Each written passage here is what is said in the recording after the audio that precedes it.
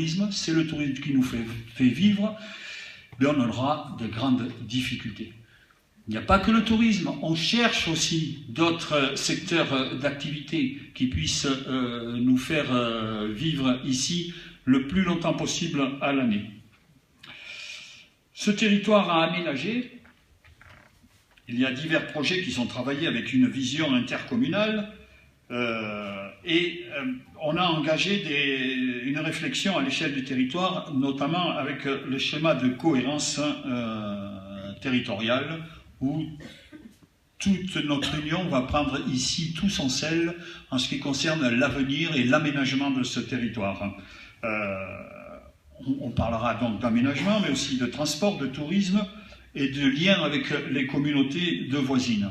C'est pas toujours simple de parler la même langue avec nos amis d'à côté, mais croyez-moi, nous on fait notre possible pour se rapprocher.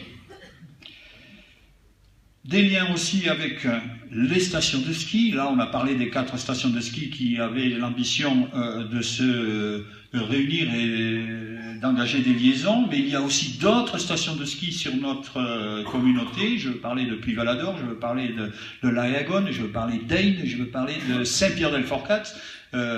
C'est pas rien, mais eux aussi font partie de notre réflexion quant au développement du territoire. En ce moment, il y a cette fameuse étude clientèle qui est lancée sur l'ensemble du territoire. C'est cette étude qui nous définira si le projet que nous voulons mener pour le développement de nos stations sera viable ou ne sera pas. Donc c'est pas la peine, comme je disais, de jeter de l'huile sur le feu. On est tranquille, on aborde les sujets les uns après les autres, et la dernière des choses à laquelle on pense, c'est détruire le paysage et l'environnement.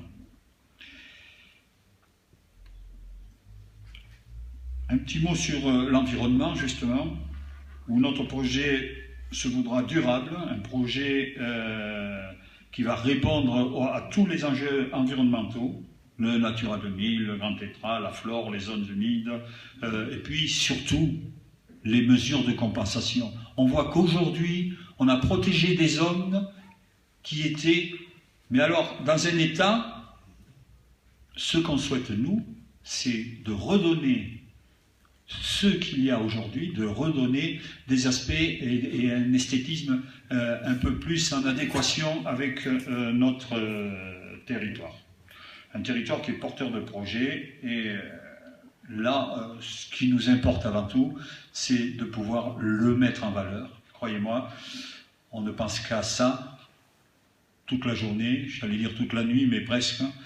Et voilà. Alors, je voudrais remercier justement toute l'équipe qui est avec moi tout au long de cette réflexion. Ce sont les vice-présidents qu'on va voir. Bon, vous les connaissez. Ils ont décidé de ne pas s'exprimer, alors qu'ils en ont des choses à dire. Moi, je peux vous le dire, à chaque réunion, c'est celui qui parlera le plus, mais c'est tant mieux.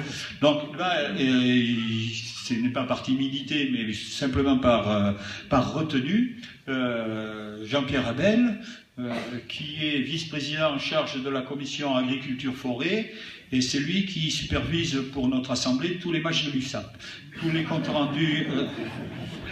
Tous les comptes rendus sont faits et croyez-moi, à ce moment, on voit bien qu'il n'est pas content.